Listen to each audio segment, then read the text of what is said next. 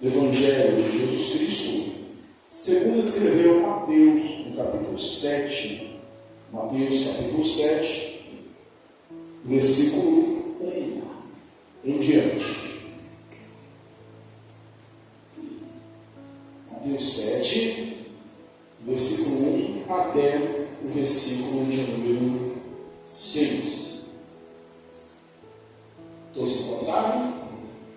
Mateus, capítulo 7, do versículo 1 até o versículo de número 6. A palavra de Deus nos diz assim: não julgueis, para que não sejais julgados, pois, com o critério com que julgardes, sereis julgados, e com a medida com que tiverdes medido, vos medirão também. Porque vês tu o arqueiro no olho do teu irmão, porém não reparas na trave que tem no teu? Ou como dirás a teu irmão: deixa-me tirar o arqueiro do teu olho, quando tens a trave no teu? Hipócrita, tira primeiro a trave do teu olho, e então verás claramente para tirar o arqueiro do olho do teu irmão. Não deis aos cães o que é santo, nem lanceis ante os porcos as vossas pérolas, para que não as pisem com os pés, e voltem-se, e voltando-se, vos dilacerem. Amém? Assentados.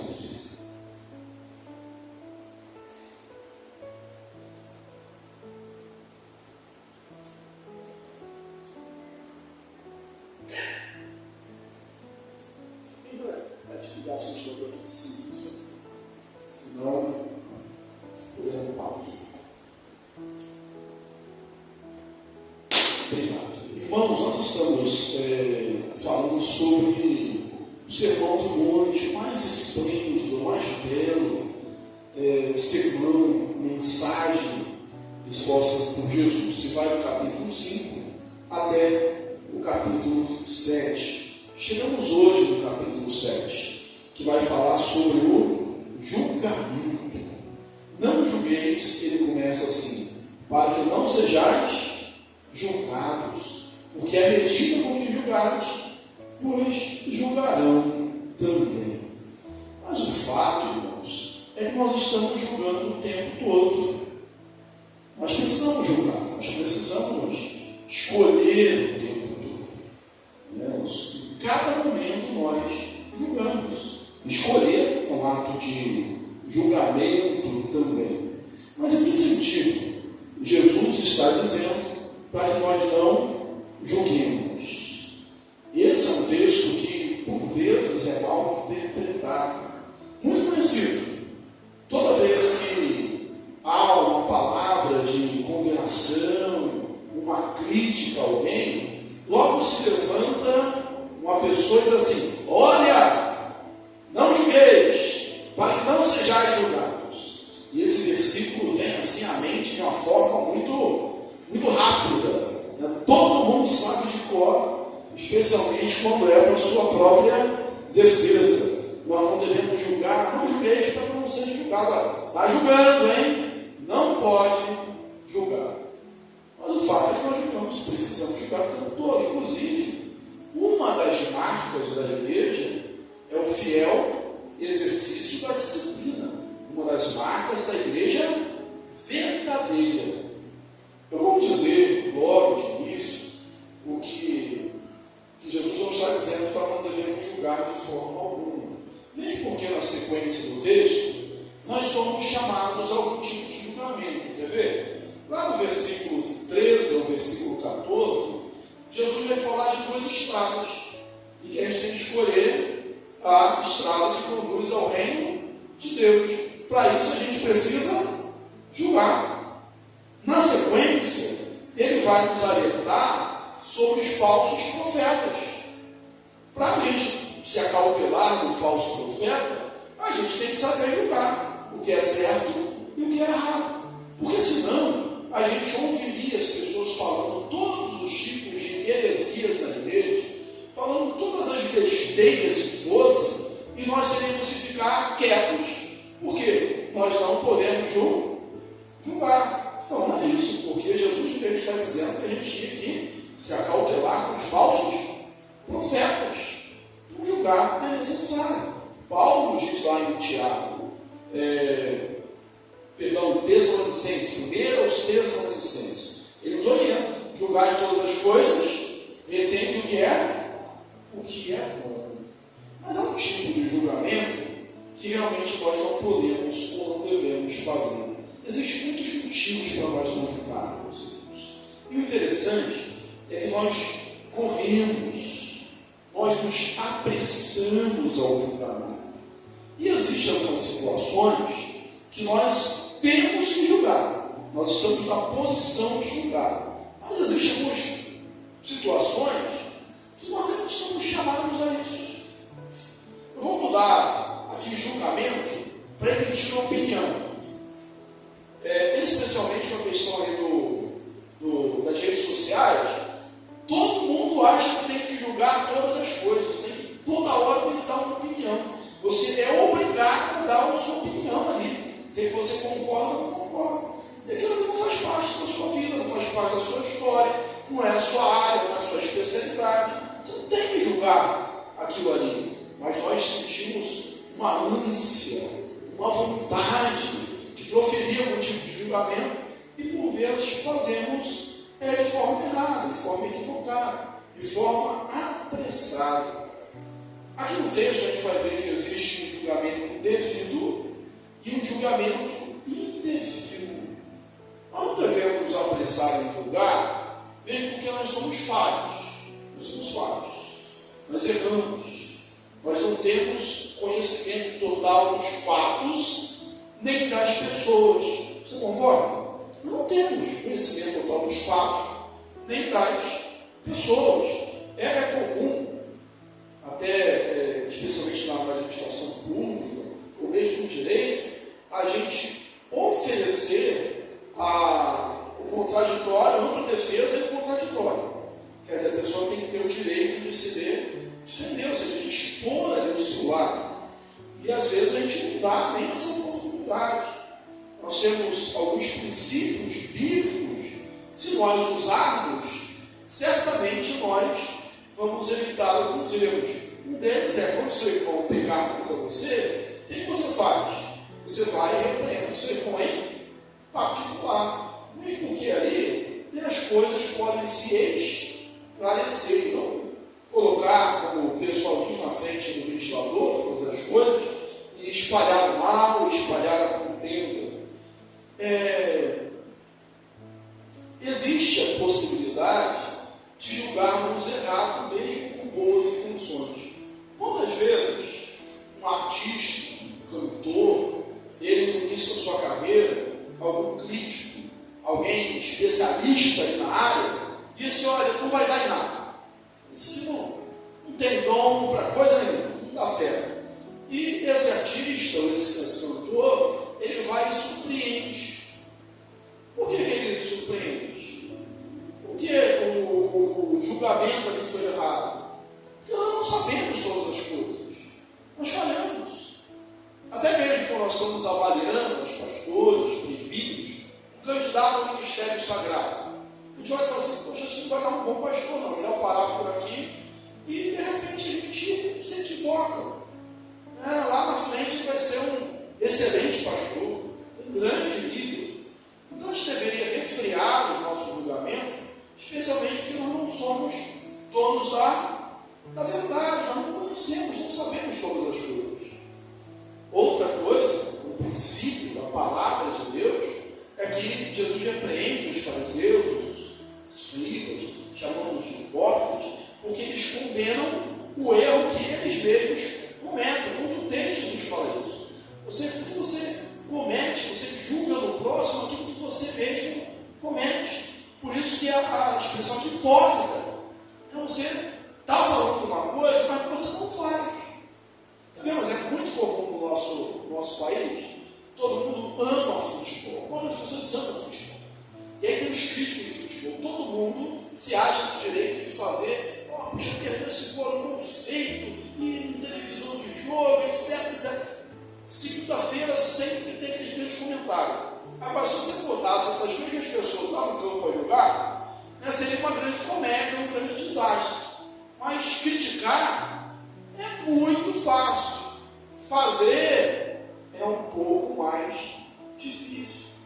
E a gente devia refriar o nosso julgamento por uma palavra que está de Tiago, assim, olha, o juízo é sem misericórdia com aqueles que não usaram de misericórdia. Então, preste bem atenção. O juízo é sem misericórdia para com aqueles que não necessitaram de misericórdia. Então, devemos ser mais misericordiosos ao julgarmos as pessoas e menos precipitados, né? Não sermos tão rápidos no julgar, né? Temos ali informações melhores, maiores, para podermos ali estabelecer um juízo de valor quando é necessário julgarmos, porque às vezes é necessário julgar, né? Não só as coisas, mas só as coisas. Não, temos que julgar as pessoas sim.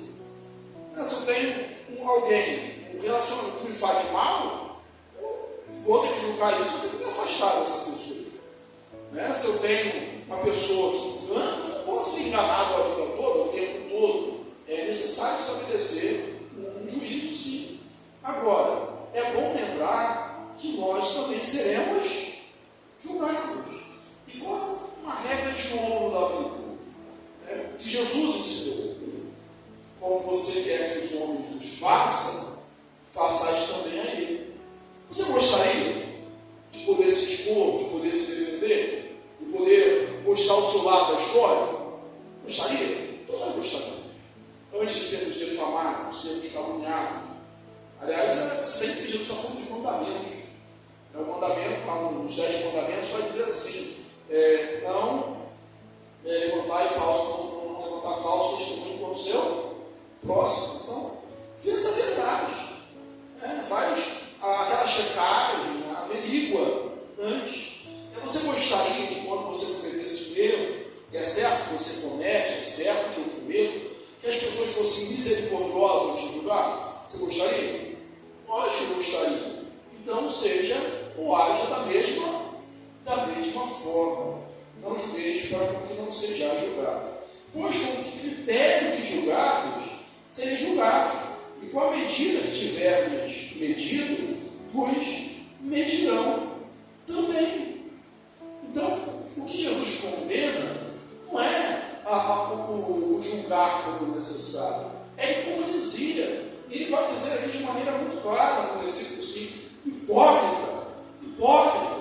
Né? Se a gente cuidar bem da nossa vida e deixar Deus cuidar da vida do próximo, nós estaríamos muito bem. Às vezes a gente se preocupa muito com o outro, com o que o outro está fazendo, se está cometendo algum erro, se está fazendo uma coisa que não devia, e às vezes na nossa própria autoavaliação a gente não age de maneira correta. Então, é você mesmo. E para intensificar isso, Jesus usa uma ilustração. Ele diz assim: olha, como?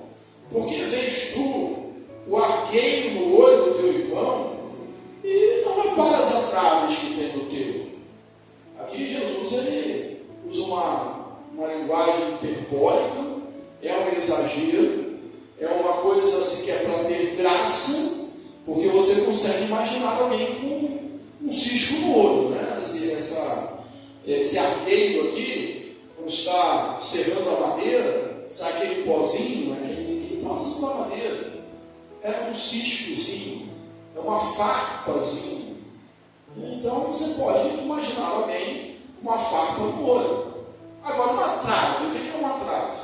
A trave aqui é aquela peça de madeira, né, se você lembrar daqueles telhados coloniais, que sustentam o telhado.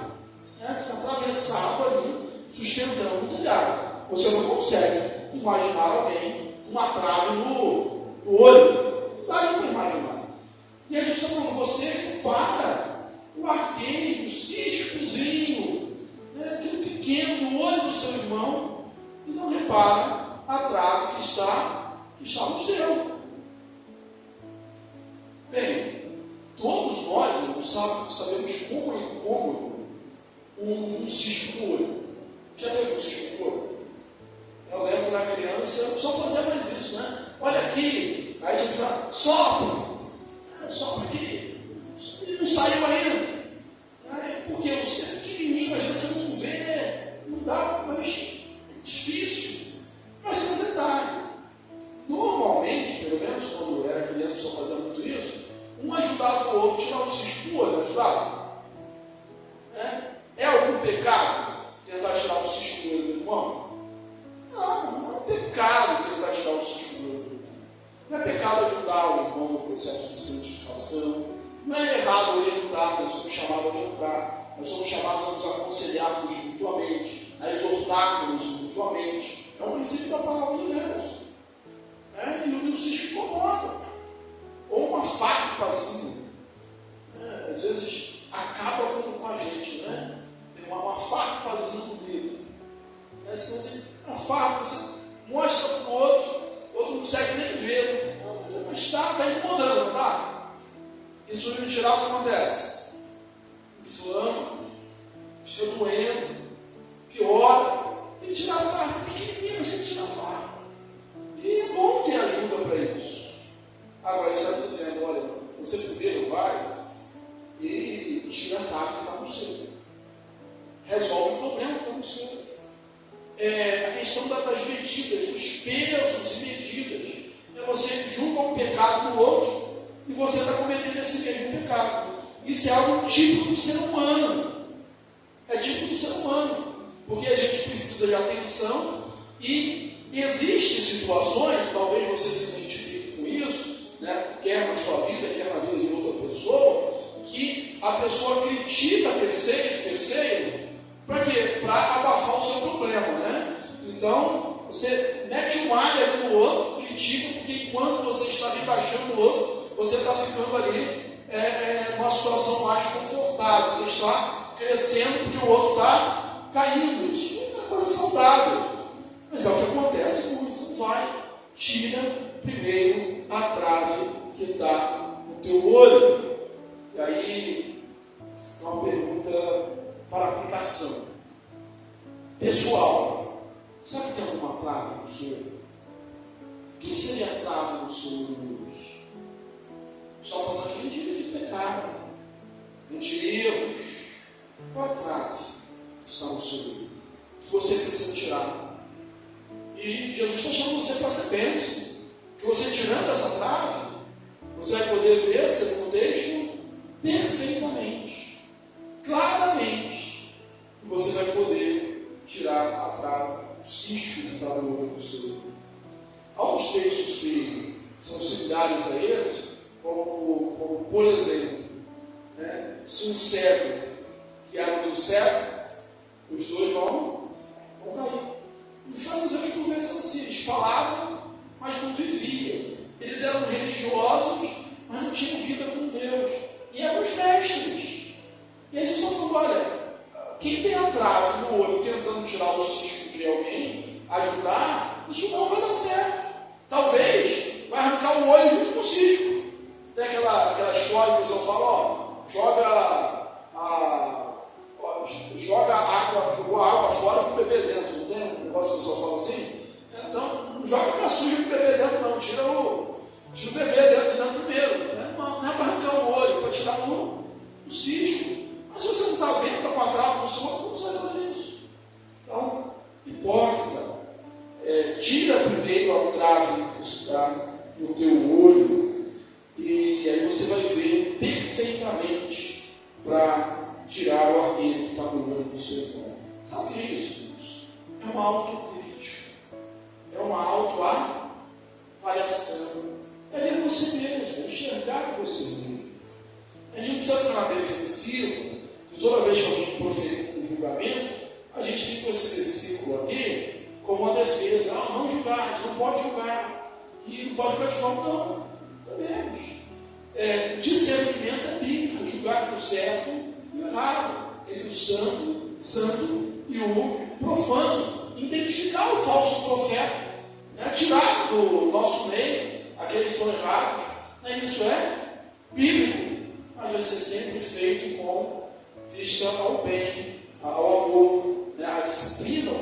disciplina é a recuperação do faltoso. E depois nós temos aqui uma outra ilustração. Não deixe o que é santo aos cães. Não deis o que é santo aos cães, nem lanceis aos porcos as vossas pérolas, para que não as pisem com os pés, e voltando-se vos dilacerem. Irmão, Jesus está usando aqui duas figuras que eram repulsivas para os judeus: o cão e o porco. O judeu não tinha cachorro. Na verdade, cachorro doméstico, de estimação, uma coisa historicamente recente. Né? O cão aqui era aquele cão que vivia na rua, comendo restos, era como comparando as hienas, né? O carniceiro, e era algo imundo para os judeus. Tanto é que, como diz assim, vai ser entregue aos cães, a carne vai ser comida pelos cães, porque o cão fazia esse papel, e era imundo para os judeus, né? Eles comparavam os gentios a isso. Mas Jesus não está falando aqui dos gentios. O tratamento está sendo entre irmãos. Várias vezes a gente fala irmãos, são da igreja. Mesmo que nós vamos pregar o evangelho a todos. E o porco também era algo considerado imundo.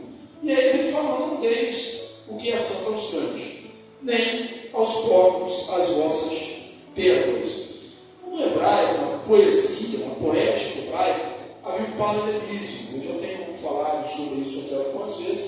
Quando você tem uma frase, você repete aquele mesmo conceito em seguida. E aqui seria um paralelismo perfeito. Não deis aos cães o que é santo, e nem lanceis aos porcos as vossas pérolas. Segundo o intérprete, a gente sabe que a palavra santo é kadosh, e anteriormente não tinha as vogais no alfabeto hebraico, são só as consoantes. E a palavra, as consoantes que formam a palavra kadosh, formam também a palavra arco, né? Um arco de enfeites. E aí, alguns propuseram que aqui no lugar de santo seria um arco. Quer dizer, não coloque um arco, um cão. Né? E também não dê uma pedra a um povo. Sendo isso verdadeiro ou não, não faz muita diferença, porque santo é o contrário também de profano. E o cão é considerado um animal impuro. Mas é uma incoerência. Você não vê um porco infectado com pérolas. Você não vê, ou pelo menos não via, um cão infectado. Hoje a situação é um pouco diferente, muito diferente. Mas não era comum. Então, isso era algo que o ser humano queria, a pessoa queria, não o porco. Então, se você jogar, se tiver um porco avançando em você jogar pérolas para ele pode até parar, uma ervilha. Mas quando ele vê que ele é alimento, ele vai pisar aquilo ali e vai te avançar do mesmo jeito. Então, algo que é precioso para você, esse o sentido do texto, não é precioso para outras pessoas. E até nisso, a gente precisa de discernimento. Pregar o evangelho, a gente prega para todos. Aquela figura do semeador. O semeador lá lança a semente e quais solos? Em todos. Não é isso? Nós temos a parábola do semeador? Umas caem pelo caminho, outra cai no terreno rochoso, outra cai no meio dos espinhos, e até que uma cai no solo fértil, essa dá bom fruto.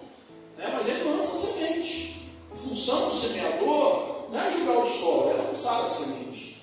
Mas existe um momento, existe uma situação onde há escárnio, onde há deboche, onde a palavra não penetra o coração, você insiste, e aí você não lança mais as suas pérolas, a preciosidade. Por quê? Não adianta. Você vai desistir da pessoa? Vai estilo da mãe, do pai, do cônjuge, do filho? Não, mas às vezes o bom senso manda não falar mais. Mas você continua insistindo. Como? Na oração.